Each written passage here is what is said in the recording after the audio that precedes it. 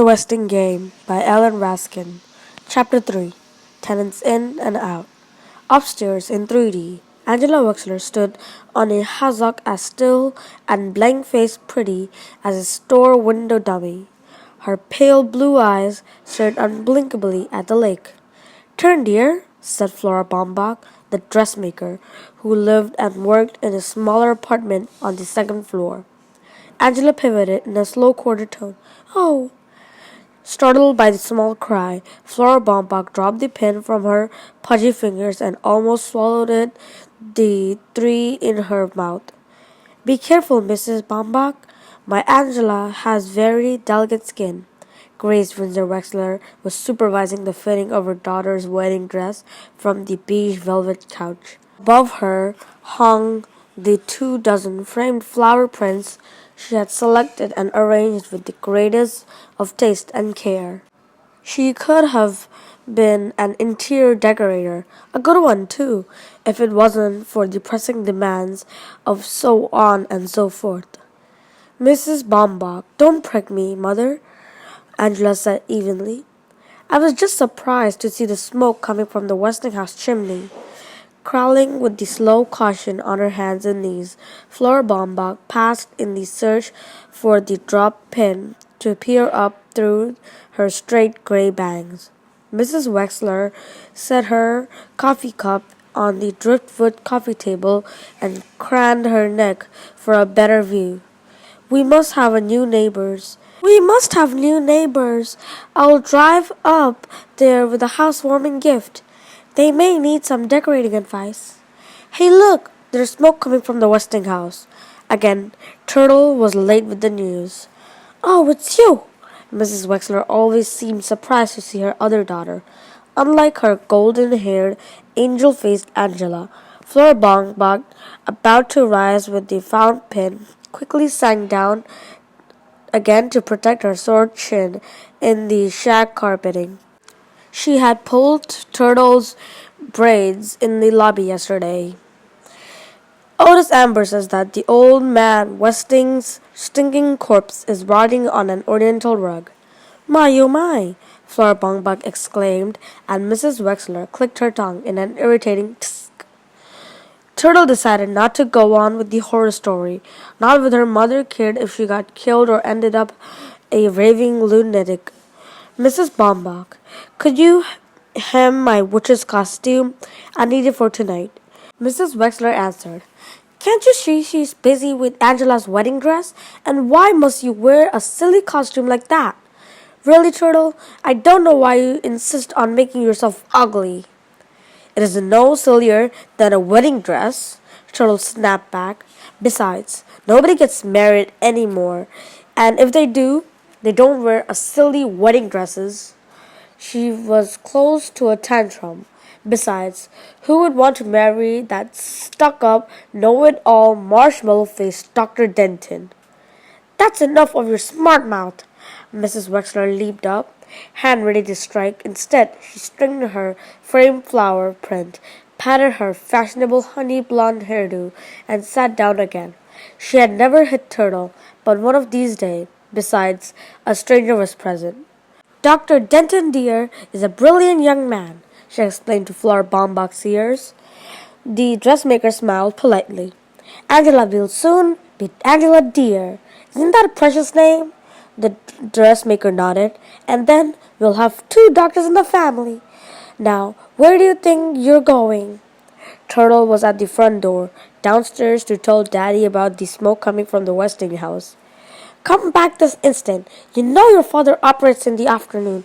Why don't you go to your room and work on stock market reports or whatever you do in there?" "Some room. It is too small for a closet." "I'll have your witch's costume, Turtle," Angela offered. Mrs. Wexler beamed on her perfect child draped in white. "What an angel!" Crow's clothes were black, her skin dead white. She looked severe, rigid in fact. Rigid and righteously severe.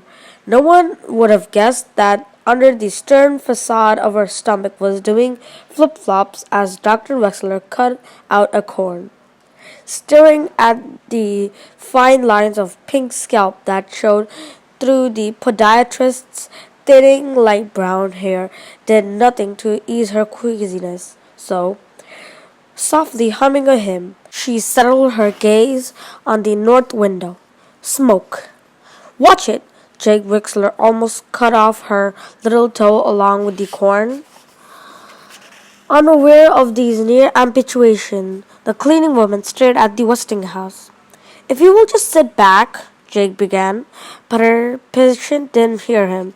She must have been a handsome woman at one time, but life had used her harshly. Her faded hair, knotted in tight bun on the nape of her gaunt neck, glistened gold red in the light. Her profile was fine, marred only by jut of her clenched jaw. Well, let's get on with it. Friday was his busy day. He had a phone calls to make. Please sit back, Mrs. Crow. I'm almost finished. What? Jake gently replaced her foot on the chair's pedestal. I see you have hurt your shin. What? For an instant their eyes met. Then she looked away. A shy creature, or a guilty one. Crow averted her face when she spoke. Your daughter Turtle kicked me, she muttered, staring once again at the Westinghouse. That's what happens when there's no religion in the home, Sandy says. Westing's corpse is still up there, rotting away on an oriental rug. But I don't believe it. If he's truly dead, then he's roasting in hell. We're all sinners. Oh, what do you mean his corpse is rotting on an oriental rug? Some kind of Persian rug, maybe Chinese rug. Mr. Hu joined his son at a glass sidewalk of the fifth-floor restaurant. And why were you wasting precious time listening to an overage delivery boy with an overactive imagination where you should have been studying? It was not a question. Doug's father never asked questions. Don't shrug at me. Go study. Doug jogged off into the Who's rear apartment, stretched out on the bare floor, and repeated, Go study with 20 sit-ups. Only 2 customers were expected for the dinner hour. Shin Hu's restaurant could seat 100. Mr. Hu slammed the reservations book shut, pressed a hand against the pain in his ample stomach, unwrapped a chocolate bar, and devoured it quickly before acid etched another ulcer. Back home again, is he? Well, Westing won't get off so easy this time. Not on his life. A small, delicate woman in long white apron stood in silence before the restaurant's east window. She stared longingly into the boundless gray distance, as if far, far on the other side of Lake Michigan lay China. Sandy McSuthers saluted as a maroon Mercedes swung around the curved driveway and came to a stop at the entrance. He opened the car door with a ceremony reserved only for Judge J.J. Ford. Look up there, Judge. There's smoke coming from the Westinghouse. A tall black woman in tailored suit, her short, clipped hair touched the gray, slipped out of behind the wheel, handed the car keys to the doorman, and cast a disinterested glance at the house on the hill.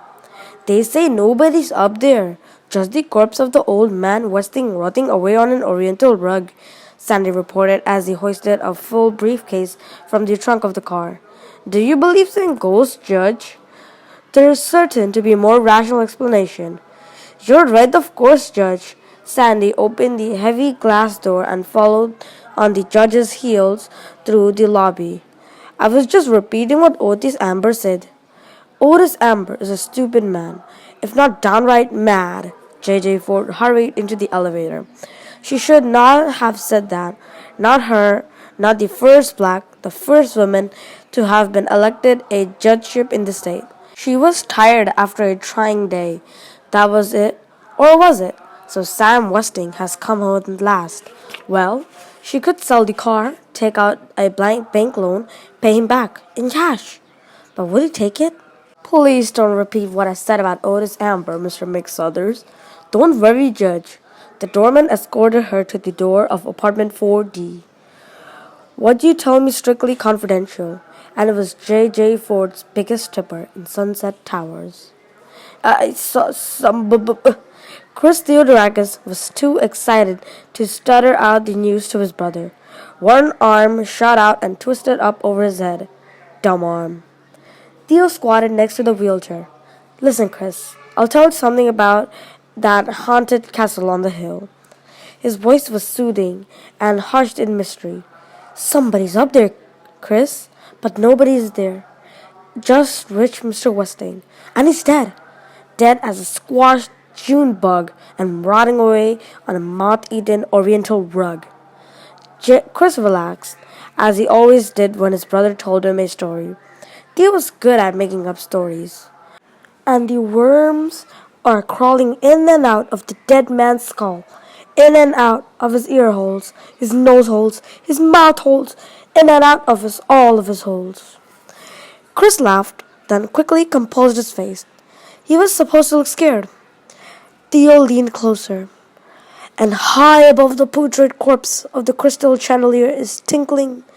It tinkles and twinkles, but no one breathes. The air stirs in the gloomy tomb of a room. Gloomy tomb of a room? Theo will make a good writer someday, Chris thought. But he wouldn't spoil this wonderful, spooky Halloween story by telling him about the real person up there, the one with the limp. So Chris sat quietly, his body at ease, and heard about the ghosts and ghouls and purple waves, and smiled at his brother with pure delight. A smile that could break your heart, Cyril Pulaski, the tenant in 3C, always said. But no one paid any attention to Cyril Pulaski. Cyril Pulaski struggled out of the taxi, large and first. She was not a heavy woman, just wide-hipped from years of secretarial sitting.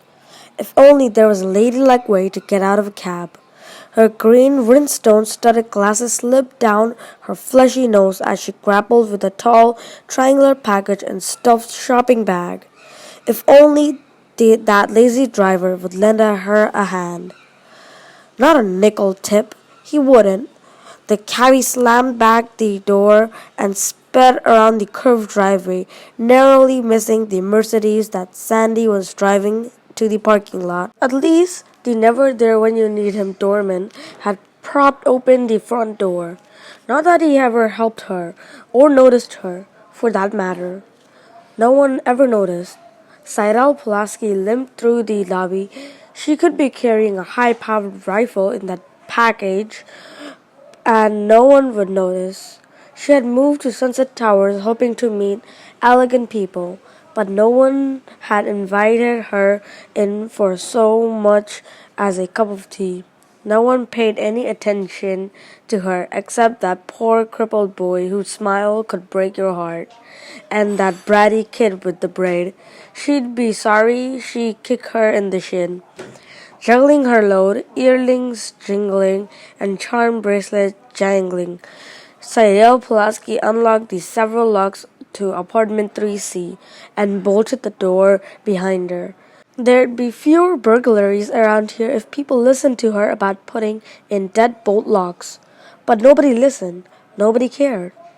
On the plastic-covered dining table, she set out the contents of the shopping bag: 6 cans of enamel, paint thinner, and brushes.